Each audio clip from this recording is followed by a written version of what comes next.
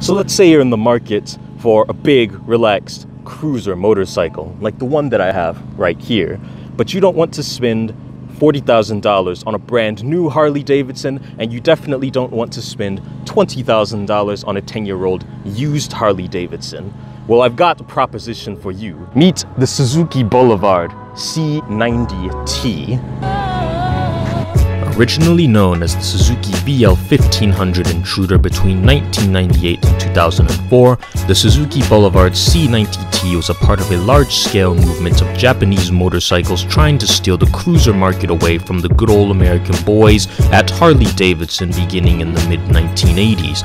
The C90t Boulevard was the big daddy of the Suzuki lineup in 2005, sporting a 1,462 cubic centimeter or 89.2 cubic inch 4-stroke single overhead cam 45-degree V-twin. This bruiser of an engine is capable of putting out a Senate-approved 66 horsepower at 4,800 RPMs and a gut-bending 85 pound-feet of torque available at 2,800 RPMs.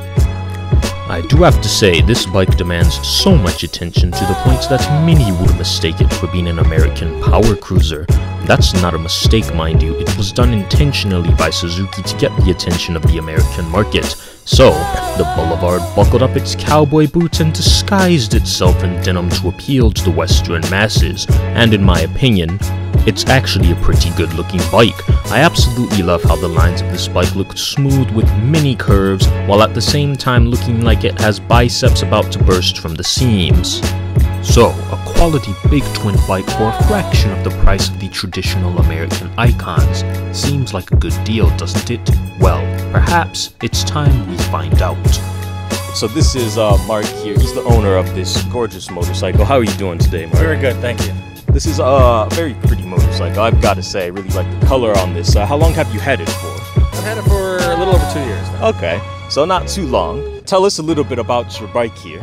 Oh, it's a 2005 C90t. Okay. It's got Cobra pipes on it. I've done a cleanup on the jugs on the other side, so it looks a little more like a Harley. It's rides well, shaft drive. Okay. Fun bike to ride. The biggest question that I and a lot of viewers are going to want to know is what made you decide to buy this over its competitors, for example, like said Harley Davidson? The main thing for me was the value over everything else. Okay. I'm getting 1,500 cc's in this at about a third of the cost of a comparable Harley Davidson. I like the shaft drive better. It's a lot more reliable. It lasts longer over a belt or a chain. Okay. So the ride is just smoother on it. Interesting. I have one final last-minute question for you. If someone was in the market for this motorcycle, what sort of experience level would you say they need? Like, how long do you think they should have been riding prior to buying this motorcycle? Maybe only a year. Only a year? This bike it's nimble. As big as it is, it's very light. It's easy to maneuver. And it's just a great street bike. All right, sounds good. Thank you, Mark. You're welcome. After hearing Mark's input, I decided it was time for me to gear up, saddle up, and take the Boulevard C90t for a spin around Ypsilanti, Michigan. And I was immediately caught off guard. You see, I expected to have to muscle this bike around in the parking lot as if I were in a wrestling match with Godzilla himself, but it turns out the engineers at Suzuki were quite clever. You see, all the weight is at the bottom of the vehicle. The tank on this bike is actually fake. It's there for styling purposes. The true gas tank is located down below. It's like a bowling pin, this bike. It allows for the Boulevard to feel more maneuverable than its size would initially suggest. That being said, this is still a massive motorcycle, so don't expect to be weaving in and out of traffic like Lawrence Fishburne in Biker Boys.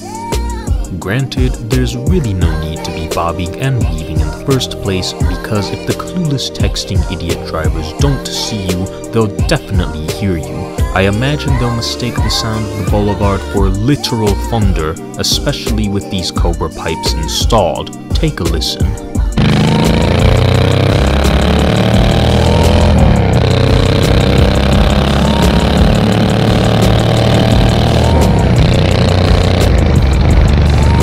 See what I mean? Everybody in Washtenaw County definitely heard me going for a cruise that day. This is what a cruiser bike should sound like.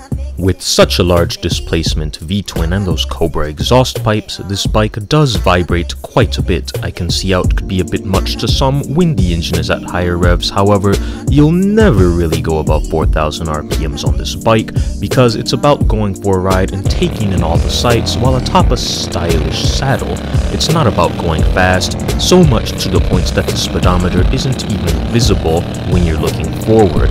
It's placed in the center of the faux tank, and to view it you have to take your eyes off of the road. You won't be able to see your RPMs either because there is no tach, but that's the norm for these kind of bikes. Overall, the Boulevard provided quite an entertaining commute. The ride, however, is quite stiff, especially riding in Ypsilanti, where it seems as if the road comes apart as soon as you consider touching the throttle. This bike does, however, soak up the bumps well.